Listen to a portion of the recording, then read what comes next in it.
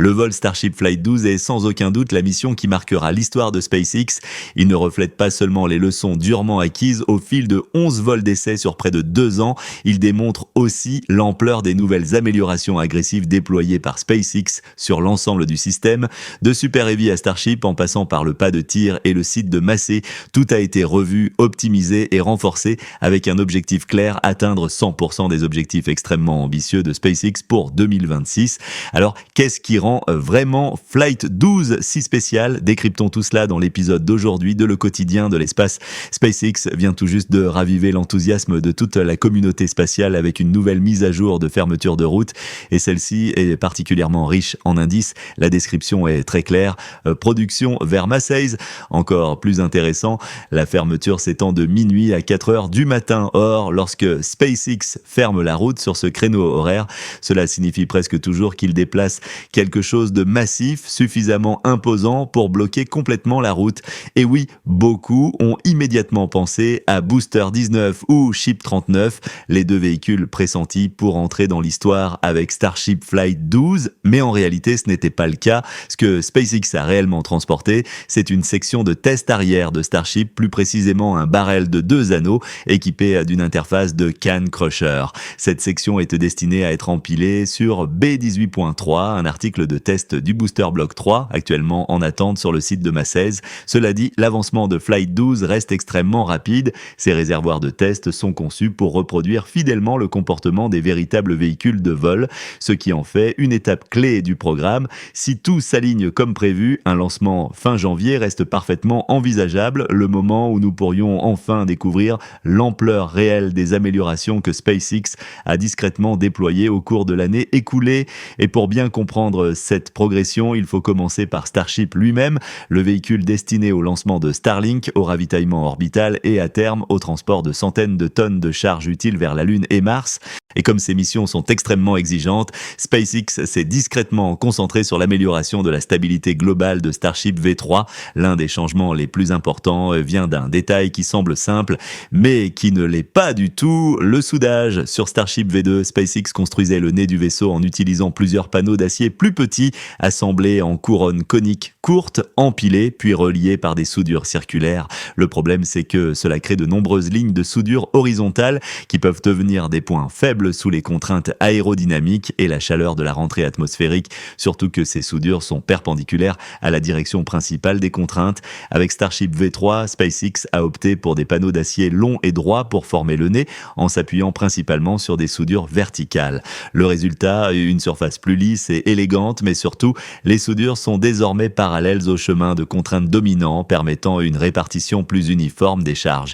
Et cela a une importance cruciale, car le nez subit certaines des plus fortes contraintes structurelles et thermiques lors de l'ascension et pendant l'allumage du moteur principal. Dans l'ensemble, c'est un changement intelligent et discret qui rend Starship V3 beaucoup plus fiable. C'est exactement pour cette raison que Ship 39, le premier Starship construit avec cette nouvelle structure, a de réelles chances de faire l'histoire en atteignant l'orbite pour la première fois lors de Starship Flight 12. Cette perspective devient encore plus convaincante quand on regarde ce qu'il y a sous le capot. Ship 39 sera le premier Starship jamais équipé de 6 moteurs Raptor 3.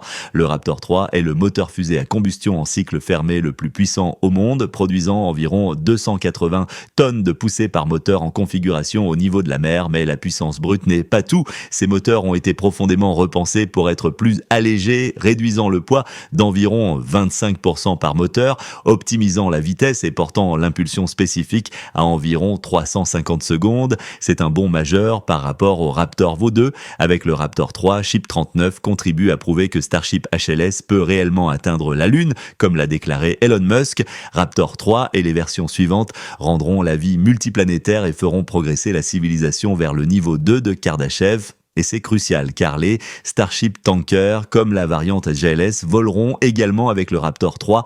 Le ravitaillement orbital est la clé qui ouvre la voie vers Mars. Avec Raptor 3 à bord, chaque tanker peut transporter beaucoup plus de carburant en orbite.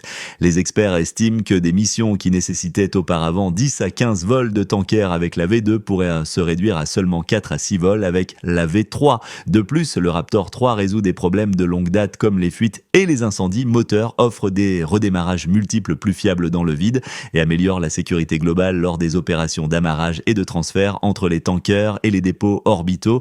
En résumé, Flight 12 sera le terrain d'essai ultime pour le Raptor 3. Sa puissance réelle, son comportement en vol et les données qu'il fournira seront absolument cruciales pour le ravitaillement orbital et en fin de compte pour l'atterrissage du Starship HLS sur la Lune. Bien sûr, aucune de ces missions ne pourrait avoir lieu sans Super Heavy version 3 et Booster 19 est le tout premier véhicule V3. La grande question est donc, ce vol pourrait-il marquer un nouveau jalon historique pour SpaceX? Par exemple, devenir le premier Super Heavy V3 à être attrapé par Meshazila. Oui, c'est un objectif ambitieux, mais réalistiquement, cela ne devrait pas se produire lors du Flight 12. Avant de tenter un attrapage, SpaceX doit prouver que les nouvelles améliorations fonctionnent réellement comme prévu. L'un des changements les plus visibles sur Super Heavy V3 est le passage de 4 ailerons en treillis à seulement 3. Ils sont disposés selon une nouvelle configuration, 2 ailerons rapprochés à 90 degrés avec un troisième à l'opposé à 180 degrés. Sur le papier, enlever un aileron semble risqué, mais SpaceX affirme que le contrôle s'améliore. En réalité, comment? Taille et positionnement. Chaque aileron en treillis est maintenant plus de 50% plus grand et pèse environ 3 tonnes, offrant une autorité de contrôle supplémentaire lors d'une rentrée plus raide et plus chaude, sans ajouter de structure supplémentaire. Les ailerons sont également montés plus bas autour de la section du réservoir de méthane, avec les mécanismes d'action cachés à l'intérieur du réservoir, mieux protégés de la chaleur.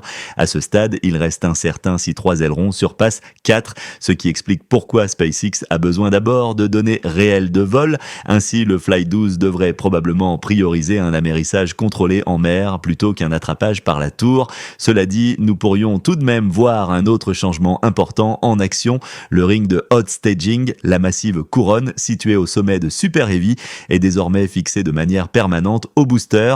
Auparavant, elle tombait dans l'océan après la séparation des étages, puis était récupérée et réinstallée. La fixer sur place fait gagner du temps de récupération, évite la réinstallation et réduit d'environ 1 à 2 heures la durée de chaque vol. Cela peut sembler peu, mais quand on parle de des dizaines de lancements de Starship pour construire une base lunaire, gagner 1 ou 2 heures par mission fait une grande différence.